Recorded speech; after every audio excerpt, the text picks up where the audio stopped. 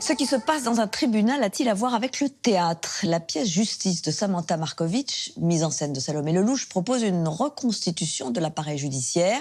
Camille Chamou et Camille Cotin, notamment, offrent un portrait sans concession de notre société.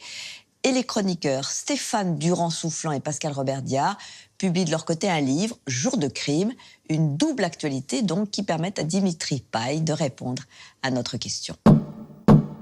C'est passé boulevard de Magenta. Il était minuit, je rentrais de chez une amie, j'avais un peu bu aussi. Il m'a surprise par derrière. C'était juste une logorée d'injures. Mon poing dans ta gueule. Mon poing dans ta gueule, à juste buter, petite salope, sale pute. Salope. Juste pour un iPhone à moitié cassé. La pièce Justice s'inspire de réels comptes rendus d'audience. Cette tragicomédie nous plonge dans l'univers des comparutions immédiates et les actrices endossent à tour de rôle la position de l'agresseur, du juge, de l'avocat et de la victime.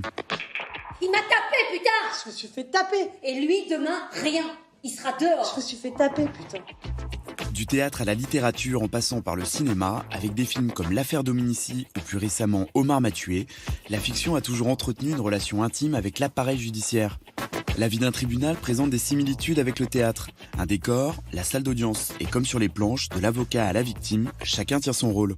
Le chroniqueur judiciaire Stéphane Durand-Soufflant, co-auteur du livre Jour de crime, et l'équipe de la pièce Justice nous éclairent sur la formidable source d'inspiration qu'est la justice. La matière criminelle est une mine inépuisable pour les scénaristes et les écrivains en tout genre. L'auteur de la Bible a commencé avec Caïn et Abel. Shakespeare s'est imprégné de choses épouvantables, de crimes horribles pour écrire des tragédies absolument époustouflantes. Dostoïevski, les Russes, enfin, tous les grands auteurs se sont inspirés du crime pour faire de grands livres. Il n'y a aucune histoire si les gens faisaient les choses bien. Enfin, dès qu'on regarde un film, on fait « Ah ouais, mais complètement absurde de faire ça. Pourquoi il fait ça? Pourquoi il vole ça? Pourquoi elle rentre dans cette forêt? Pourquoi il lui répond ?» S'il ne le fait pas, quelque chose d'injuste ou de décalé, il n'y a pas d'histoire.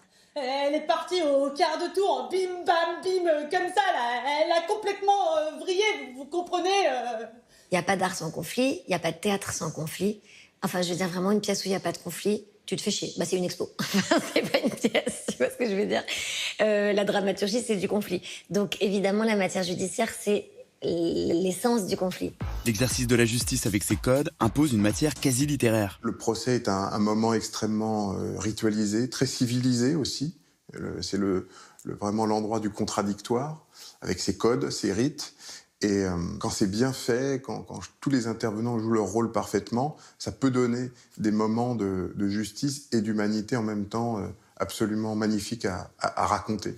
Ce qui est intéressant, c'est que je fais le procureur, qui cherche donc à obtenir une peine lourde pour Mohamed Ali. Et juste après, je joue l'avocat, puisqu'on change de rôle en permanence, qui lui défend avec fougue Mohamed Ali.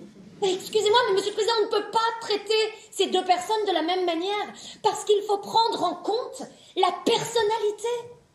C'était très intéressant à faire parce que moi, au début des répétitions, je travaillais le procureur comme une espèce de personnage ironique, un peu salaud, passe-moi l'expression, et le personnage de l'avocat, vraiment comme quelqu'un d'engagé, de fort, etc. Et Salomé Lelouch, la metteuse en scène, m'a dit non, il faut que dans le proc de Mohamed Ali, comme dans l'avocat, ce soit sincère et qu'il croit à ce qu'il dit, puisque c'est une pièce sur la confrontation des points de vue sur la justice. Mais tout le monde est sûr de détenir la vérité, en fait.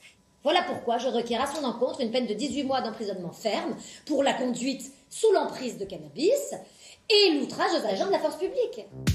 Avec ce parti pris de mise en scène, le spectateur ressent de l'empathie pour chacun des protagonistes. Participant de la même démarche, le chroniqueur qui restitue minutieusement l'ambiance des prétoires explore l'âme humaine sans jugement. Nous, ce qu'on veut, c'est donner à nos lecteurs le sentiment d'avoir assisté à quelque chose, de restituer les émotions, les moments forts, les moments de tension qui peuvent être quasiment insoutenables.